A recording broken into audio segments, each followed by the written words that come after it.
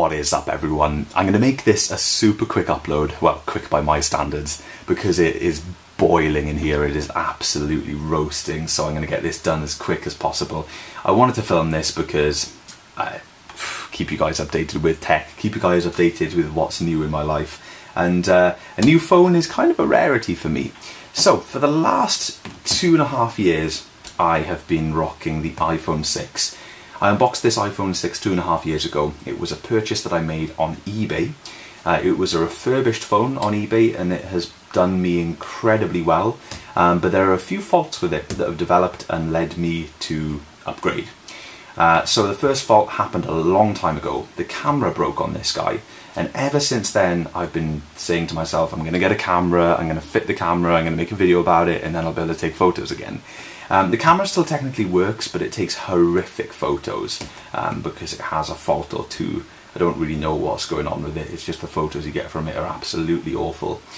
So I always said I was going to replace the camera. Never did. Then I dropped it, and let's see if we can get a close-up of this. You can see the crack in the corner there. No big deal, doesn't affect operation, but I just thought I would mention that. That was a couple of months ago, and now in the last week and a half I've been getting random battery issues. So the phone has been charging up completely fine and it's going through the first half of the day completely fine, and then all of a sudden it drops from, say, 60% battery all the way down to 11%, and then it just starts to drain and then it shuts down. And the weird thing is, when you plug it back in, it then jumps back up to, say, 45–50%. So it's really strange, you know, very typical iPhone battery problems that they develop after a certain amount of time. This phone has seen moderate use. I'm not a crazy smartphone addicted to social media kind of person, but I do manage all of the social media for work, and that means I am quite often on my phone replying to customers when I'm on the go and not anywhere near a computer. And that is probably what takes up about at least 50% of my phone usage. So the iPhone 6 has seen heavier use in the last year or so. So obviously it's been charged up more regularly and seen more recharge cycles. So I assume the battery is pretty much on its way out. It's only going to get worse from here. And I need a reliable phone. So it's time to get a new phone, and here is the new phone. It is the iPhone 8, and this is quite exciting. This marks my first brand new iPhone in 9 years. It was 9 years ago I unboxed my iPhone 3GS back in 2009, which is absolutely crazy. I bought that phone brand new. I still can't get over the fact that I saved up for it when I was that age and bought it brand new. 440 quid in the Apple store. Well, 450 with top up and then 475 with a case. That was just bonkers. This one doesn't count because I got this refurbished on eBay. I didn't get this one straight from Apple. I got this from 3. So when I bought this phone, the iPhone 6, I went on a SIM-only contract with 3. I'd had 2 Android devices after the 3GS. Both of them were on the same contract. I upgraded to the HTC One M8 from the Samsung Galaxy Note 2. Both not very nice phones. But the Galaxy Note much better than the M8. The M8 was horrible. I've got a video all about it if you want to check it out. That was a contract, and then I cancelled that contract with 3 and got a SIM-only contract for this guy. And now, yesterday, what I did was I ducked out of that contract because it actually finished back in October of 2017, which is cool, or November, can't remember, one of the two.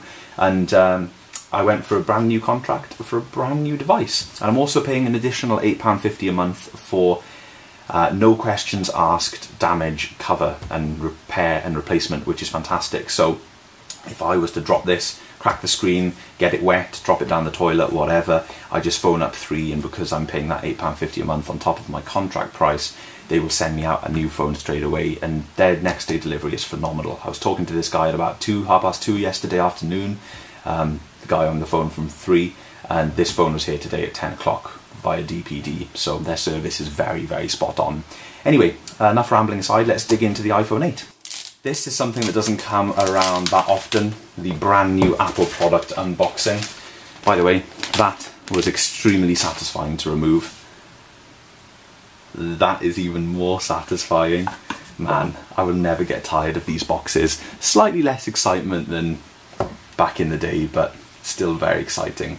So here we have some interesting product red information. I assume there's information here. It's not just a card. There's a little bit of writing on it. So if you buy a red Apple product, essentially a percentage of the... there's the Apple stickers. Cool, I was looking for them. Shame they're not red, that would be really cool.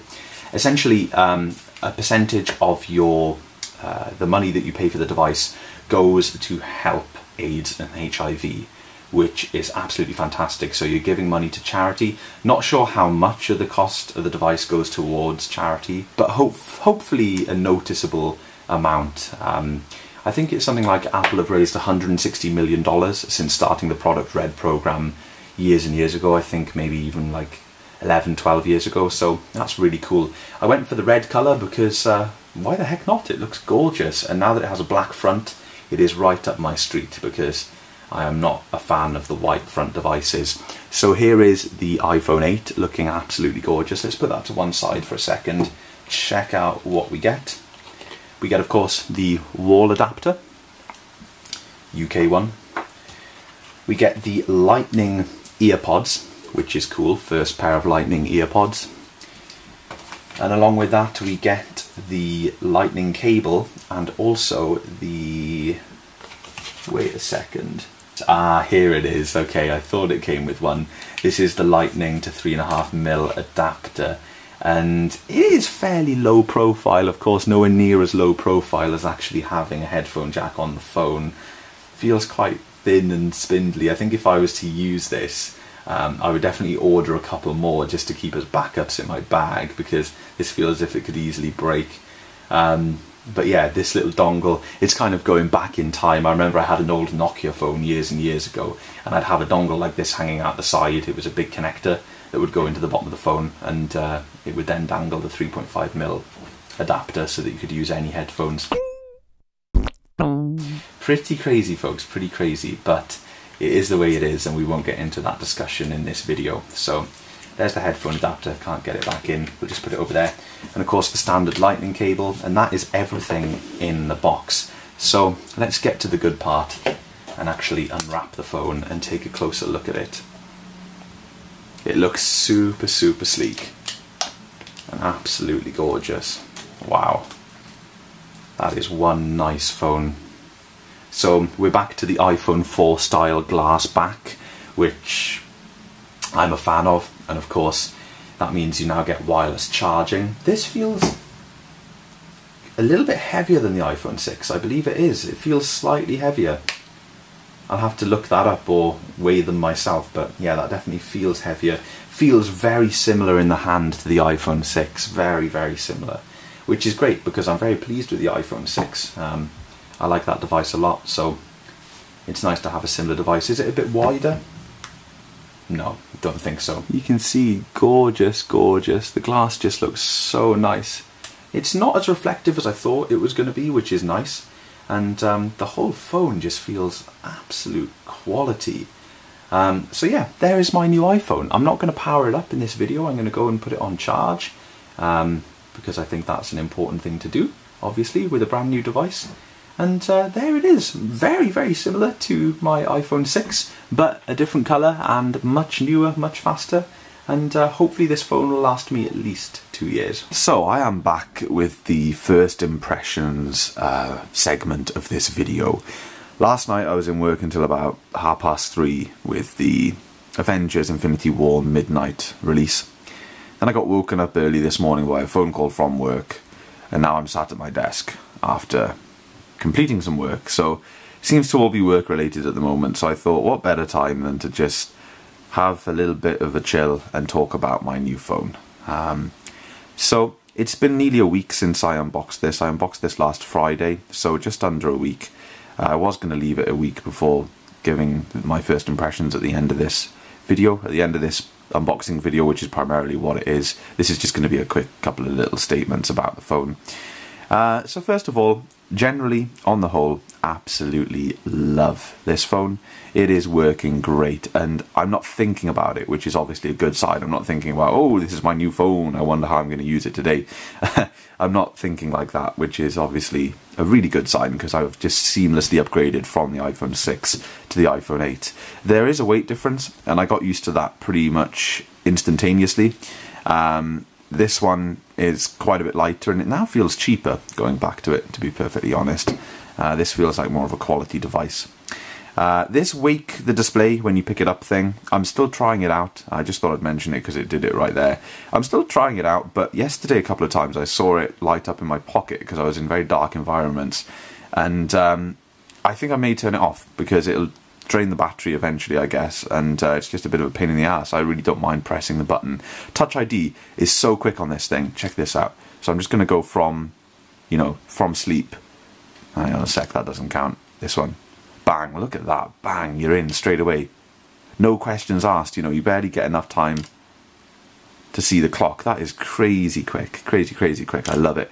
And the whole phone is really quick. The best place that I've noticed the speed increase is in web browsing. Safari on this guy was sluggish towards the end. It really, really was. And it was kind of like every time I wanted to do anything in the browser, I was like, okay, here we go, sit down, let's, you know, set aside some time to do it. But I'm much more inclined to use the browser with this phone because it's so snappy. I don't know if it's the fault of the hardware of the iPhone 6. You know, this is still a powerful phone, it's not an ancient phone, and I'm sure it could handle a little bit of web browsing. I think it's just the planned obsolescence kicking in there. That's my guess anyway. I wouldn't like to judge it. I know the web is getting more and more intense for older devices to load, but come on, it was crazy slow. So the web browser is much quicker, and the whole phone is much quicker. It's so nice to just breeze around the phone. It was getting a bit of a chore with the iPhone 6, and I hadn't upgraded to the latest version of iOS because I was scared that it was going to get even slower. My iPad Mini 3 on the latest version of iOS is pretty slow, and that's a shame because it's a nice bit of kit. Moving on, the next thing I want to talk about before I forget is the vibration, or the taptic feedback, whatever. I can't really remember what it's called. It's taking me a lot of getting used to. That's the only aspect of the phone that I am actively thinking about. I now have to have the phone on ringer mode pretty much all the time. With my iPhone 6, 95% of the time I was on vibrate. And that's because when you were on vibrate, it still made a lot of noise when you got a phone call or a text. If I sat my iPhone 6 down here and it went off, it started ringing, I could hear it from another room. This guy, if I sit it down here, I missed a phone call this morning, if I sit it down here and I'm looking at my screen, I can easily miss a call. I will certainly miss a text. I cannot hear it. The vibration is completely different. It's really cool. When it's in your hand, it's of much, much higher quality.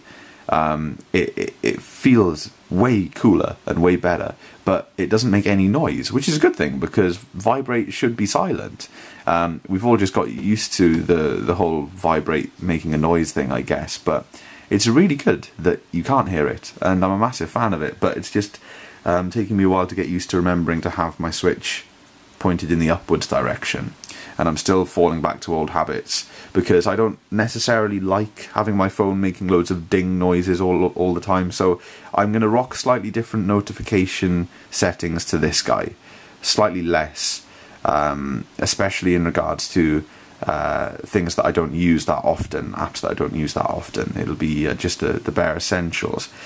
Because I can't really stand that, you know. I don't want to live in a world where I'm surrounded with dings and bings and tings and dongs and anyway, yeah, so that's the vibration portion of it.